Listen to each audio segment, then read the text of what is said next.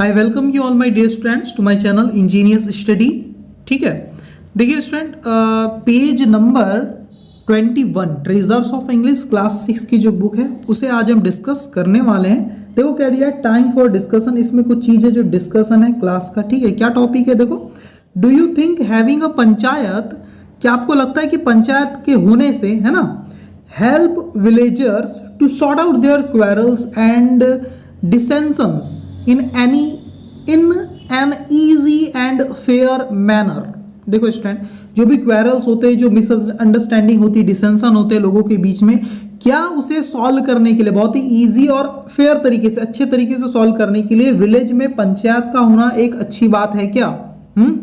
ये आपको बताना है। ठीक है, refer to the story to support your answer. अपने आंसर को आपको स्टोरी के हिसाब से, एग्जाम्पल स्टोरी से आप ले सकते हैं और आप अपना आंसर लिख सकते हैं। ठीक है स्टूडेंट, ओके। यहाँ पर देखते हैं लिस्निंग में क्या दिया हुआ है। देखिए पेज नंबर 120 में आप देख लीजिएगा अपने बुक के 120 में, वहीं से आप ये सारे जो है ब्लैंक स्पेस वो फिल कर सकते हैं। ठीक है, तो इसका थोड़ा सा मीनिंग हम समझ लेते हैं स्टूडेंट। स्पाइडर्स, ठीक है, देखो many of us think that spiders are insects. No, spider insect नहीं होते हैं, ये क्या होते हैं? अरैक्निड्स होते हैं। अरैक्निड्स, देखो इंसेक्ट के क्या होता है, यूजुअली 6 लेग होते हैं। कितने होते हैं? 6 लेग। बट स्पाइडर के कितने? 8 लेग है स्टूडेंट, है ना। They do not have and antenna and wings. देखो स्पाइडर के विंग भी नहीं होते जबकि इंसेक्ट के विंग होते हैं। और सामने जो एंटीना होता है, जैसे कॉकरोच में आपने देखा होगा ऐसे बड़े बड़े, वैसे एंटीना भी इसमें नहीं होते हैं। ठीक है, लाइक अदर इंसेक्ट। ठीक है, स्पाइडर्स मेक सिल्क थ्रेड्स, मतलब जाला बनाती, सिल्क टाइप का जो थ्रेड है वो निकालती है ना।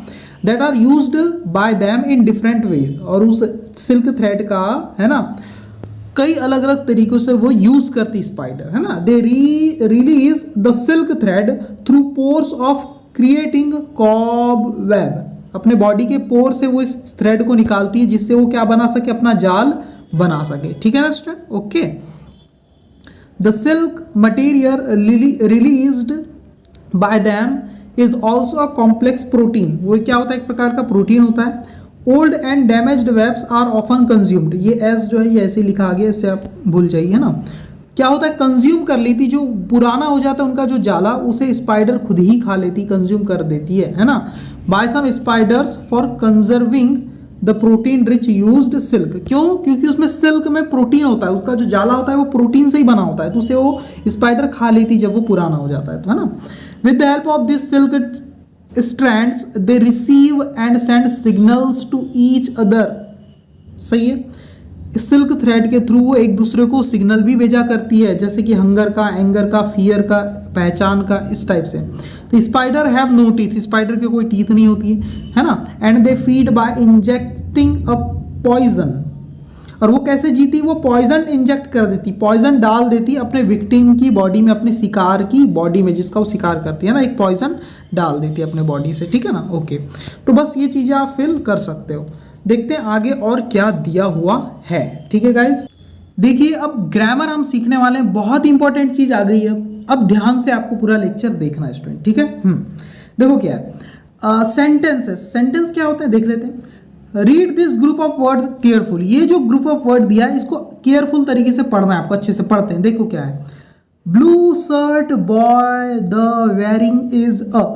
क्या समझ में आ रहा है? कुछ समझ में आ रहा है? नो, इसका कोई मीनिंग ही सही से निकल नहीं रहा है स्टूडेंट, है ना। Blue shirt boy the wearing is a, कुछ भी इसका सेंस निकल के नहीं आ रहा है। ठीक है, ठीक है।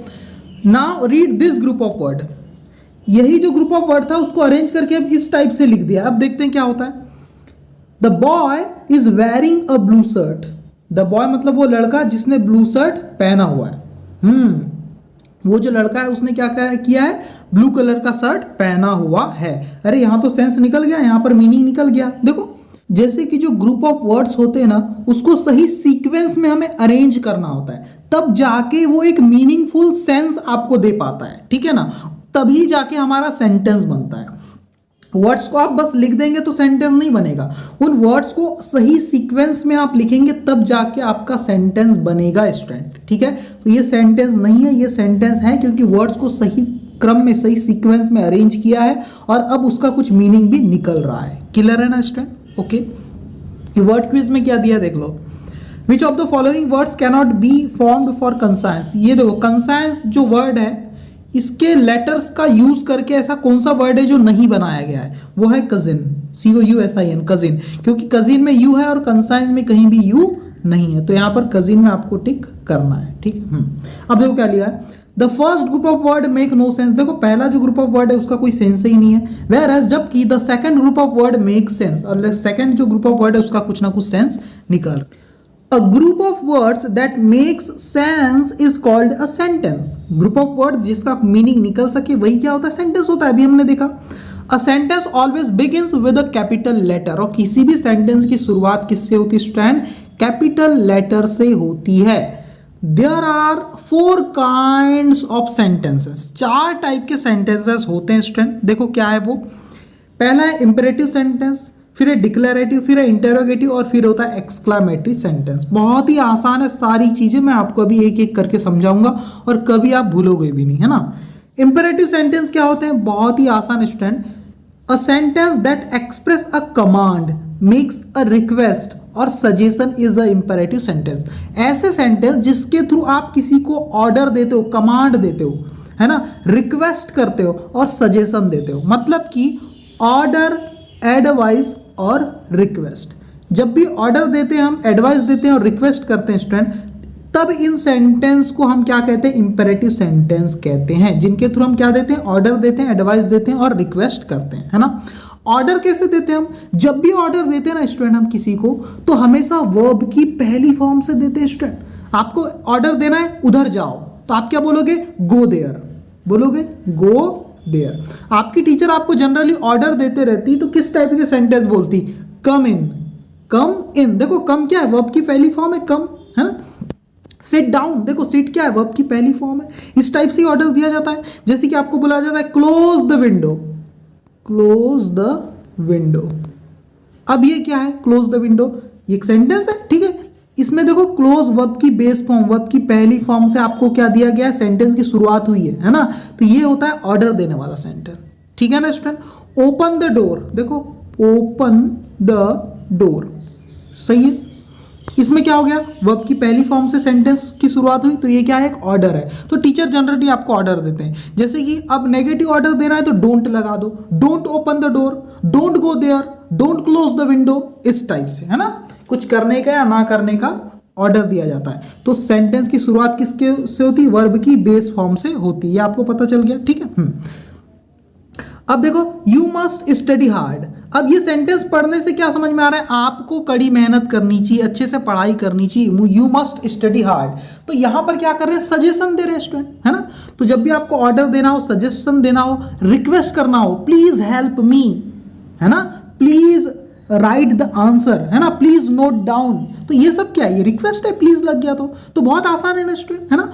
ऑर्डर कैसे पहचानेंगे आप, है ना, ये एडवाइस को कैसे पहचानेंगे और रिक्वेस्ट को कैसे पहचानेंगे। तो इस टाइप के सेंटेंस को क्या बोलते हैं, इंपेरेटिव सेंटेंस। क्लियर है, ठीक है। आगे देखते हैं अब डिक्लेरेटिव सेंटेंस क्या होते हैं, है ना। डिक्लेरेटिव सेंटेंस का मतलब होता है स्टूडेंट बताने वाले वाक्य। बात को समझना है, डिक्लेरेटिव का मतलब डिक्लेयर कर देना, मतलब किसी को कुछ बताना, इन्फॉर्म करना। इन सेंटेंस के थ्रू हम किसी को हम क्या करते हैं, कुछ इन्फॉर्म करते हैं, कुछ बताते हैं, कुछ जानकारी देते हैं। समझ में आया, जैसे कि it is very cold today, तो हमने यहाँ पर मौसम की जानकारी दे दी कि आज का मौसम कैसा है, बहुत ठंडा है ना। We went to the park and relax there, हम बाजार गए थे, पार्क गए थे और वहां पर थोड़ा सा आराम किया। हम क्या करते हैं, किसी को कुछ बताते हैं, तब हम जाके डिक्लेरेटिव सेंटेंस का यूज करते हैं। क्लियर है, ओके।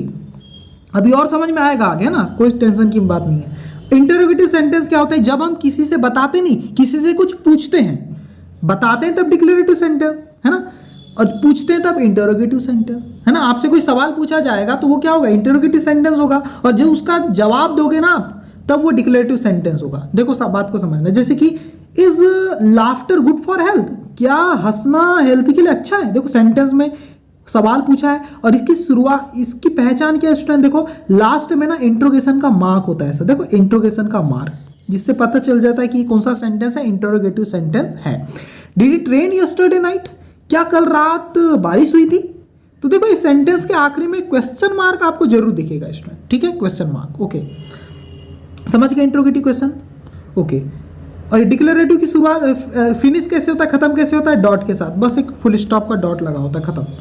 अब देखो, a sentence that express some strong और सडन फीलिंग और emotion is called an exclamatory sentence. देखो स्टूडेंट, ऐसे सेंटेंस जिसके थ्रू ना आप क्या करते हो, अपने सडन इमोशन को शो करते हो। जैसे आप बहुत ज्यादा गुस्सा हो गए, है ना, नाराज हो गए, बहुत ज्यादा आप खुश हो गए, है ना, तो इस टाइप से बहुत ज्यादा दुखी हो गए, बहुत ज्यादा गुस्सा हो गए, है ना, बहुत ज्यादा नाराज हो गए, आप इस टाइप की अपनी फीलिंग को अचानक से शो करते हैं किसी के सामने, सडन फीलिंग्स को, तब जाके जो सेंटेंस का यूज होता है वो होता है एक्सक्लामेटरी सेंटेंस। जैसे कि आप मैच खेल रहे हैं, आप जीत गए, तो आप क्या बोलते हैं, hurray we won the match. तो ये एक्सक्लामेटरी सेंटेंस है, अचानक से आपने अपनी फीलिंग को शो किया, हैप्पीनेस की फीलिंग को, है ना।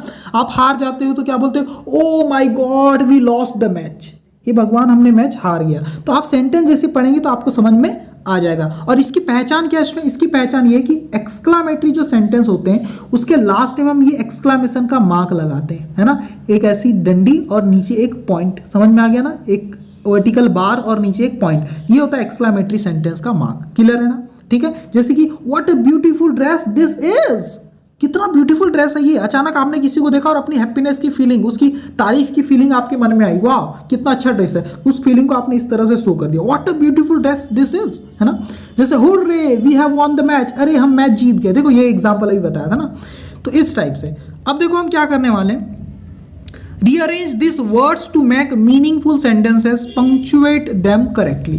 अब ये जो चीजें यहाँ पर दी हुई है कुछ सेंटेंस नहीं है, ये वर्ड्स को सही सीक्वेंस में नहीं जमाया गया है, इसलिए सेंटेंस नहीं है स्टूडेंट। हमको क्या करना है, इन वर्ड्स को रीअरेंज करना है। देखो रीअरेंज दिस वर्ड्स, है ना, जिससे कि क्या बन जाए, इसका एक मीनिंगफुल सेंटेंस बन जाए, है ना। और पंक्चुएट देम करेक्टली, मतलब फिर आपको ये भी सोचना है कि पंक्चुएट भी करना है, मतलब कहाँ हमें एक्सक्लेमेशन का मार्क लगेगा, कहाँ क्वेश्चन मार्क लगेगा, कहाँ कॉमा लगेगा, और सेंटेंस की शुरुआत हमेशा कैपिटल लेटर से होनी। इन सारी चीजों का ध्यान में रखते हुए आपको इसको रीअरेंज करके लिखना है स्टूडेंट, ठीक है। तो देखते हैं कैसे हम इसको लिखने वाले हैं, ठीक है। तो चलो आंसर की स्टूडेंट, इस स्लाइड में आपको ऊपर कुछ सेंटेंस मतलब कुछ वर्ड्स दिए हुए हैं, उसे रीअरेंज करके सेंटेंस बनाना है, ठीक है। तो लॉजिक क्या है, कैसे स्टार्ट करें, कैसे सोचें कि सेंटेंस कैसे बनने वाला है ना।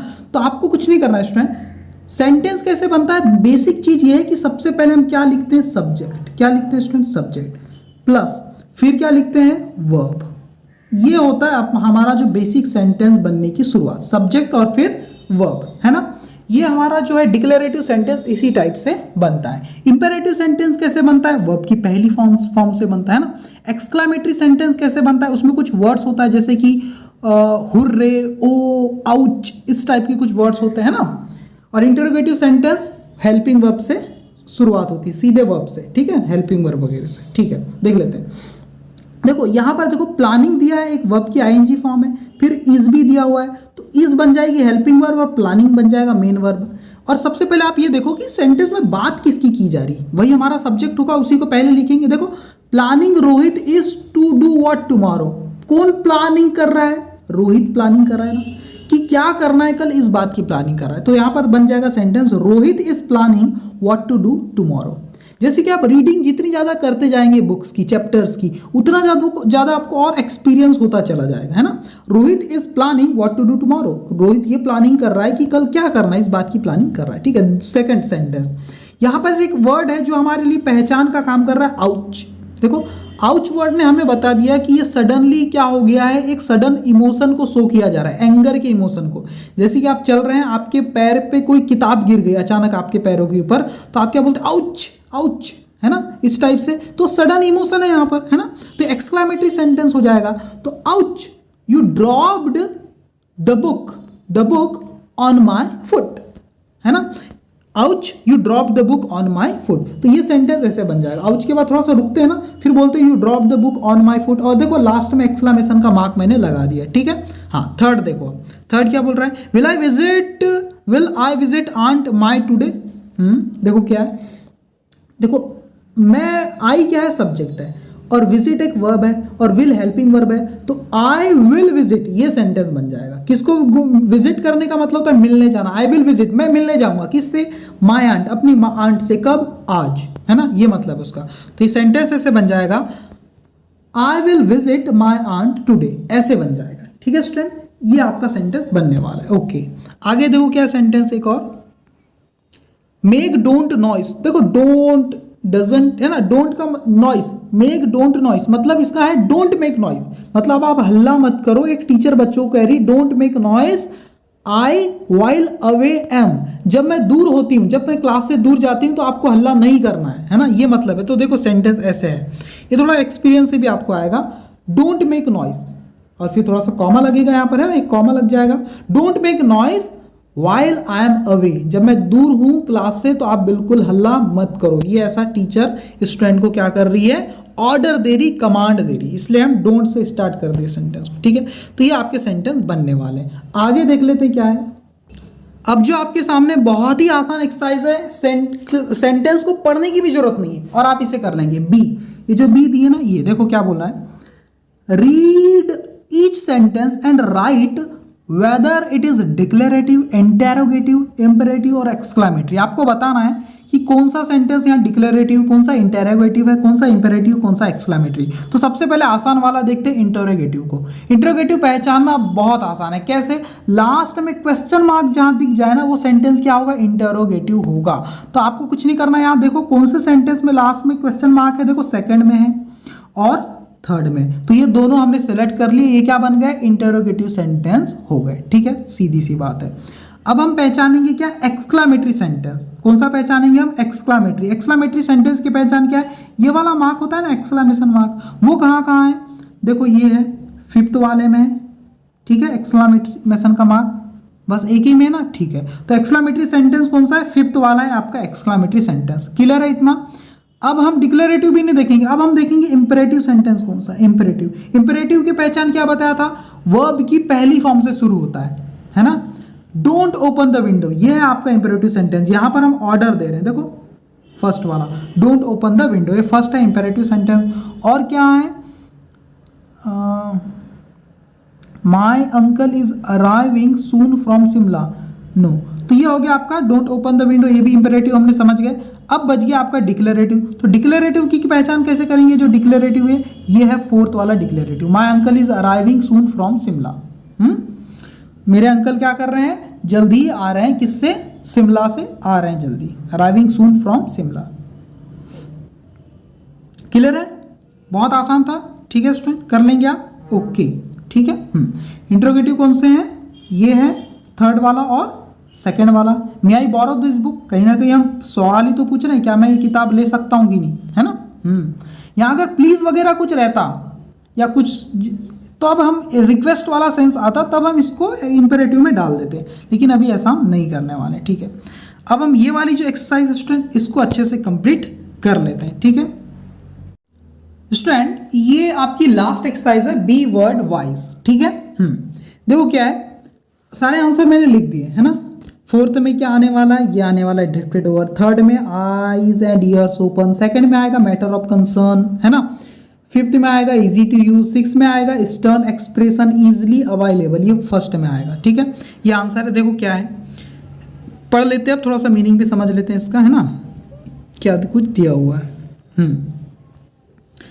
This medicine is at all medicine shop. ये जो मेडिसिन है वो क्या है, इजिली अवेलेबल है ना, आसानी से उपलब्ध है सारी मेडिकल शॉप्स में, ये इसका मतलब है। डिफॉरेस्टेशन मतलब कि जंगलों की जो कटाई हो रही वो is a matter of concern, मतलब एक चिंता का विषय, एक सोचने का विषय है ना, फॉर द एंटायर ह्यूमैनिटी। ठीक है ना, ये मतलब है। कीप योर, क्या रखो अपनी, keep your eyes and years open for any movement in the buses. जब आप बस में ट्रेवल करते हैं तो कोई भी मूवमेंट होता है तो अपनी आंख कान खुली रखो, मतलब चौकन्ना रहो, अलर्ट रहो, क्योंकि कोई भी जेब कतरे वगैरह कुछ भी आपको चोट पहुंचा सकते हैं, आपका पर्स काट सकते, पैसे चुरा सकते हैं, इस टाइप से। ठीक है। The fragrance of the perfume, जो परफ्यूम की जो फ्रेग्रेंस है, जो महक है ना, फ्रॉम द नेक्स्ट रूम, वो क्या हो रही है, आ रही है। कहां से आ रही है भाई, ड्रिफ्टेड ओवर मतलब होता है कहीं से आना। ड्रिफ्ट ओवर का मतलब होता है एक जगह से दूसरी जगह से, एक जगह से दूसरी जगह में पहुंचना, है ना। जो परफ्यूम की सेंट है वो क्या हो रही है, ड्रिफ्ट ओवर हो रही है ना, फ्रॉम द नेक्स्ट रूम, है ना, अगले बाजू के रूम से, है ना। दिस गैजेट इज, ये जो गैजेट है ना, ये जो टूल है ना, is easy to use and extremely user friendly. ये जो गैजेट है, ये जो है ना टूल है, वो कैसा है, यूज करने में बहुत आसान है स्टूडेंट, है ना, और यूजर फ्रेंडली मतलब कोई भी यूज कर सकता है इसको आसानी से। सीइंग द स्टर्न एक्सप्रेशन मतलब अजीब से एक्सप्रेशन देख करके, है ना, on the teacher's face, teacher के चेहरे पर अजीब से एक्सप्रेशन देख करके, the student knew he was late, एक स्टूडेंट समझ गया कि वो लेट हो चुका है ना। स्टर्न एक्सप्रेशन का मतलब क्या होता है, अजीब से एक्सप्रेशन, अलग टाइप के, है ना, गुस्से वाले, है ना। ओके, तो ये आपकी एक्सरसाइज मैंने कंप्लीट कर दी है। आगे देखो राइटिंग फन में क्या दिया है, उसे आप खुद से पढ़ना, ठीक है। पेज नंबर 23 में बहुत ही अच्छी सी चीजें लिखी हुई है, उसको आप अच्छे से पढ़ना, एक एक लाइन का मीनिंग समझना, है ना। देखो क्या लिखा है, how much time do you spend talking to your grand parents every day, है ना, कितना टाइम बिताते हैं आप अपने दादा दादी के साथ बात करते हुए। तो इस टाइप से कुछ सवाल है, इसे आप पढ़ लेना, ठीक है। Thank you very much friend. कोई भी दिक्कत हो तो आप फिर से मुझसे पूछ सकते हैं, आंसर आपके हैं, ठीक है। Bye bye.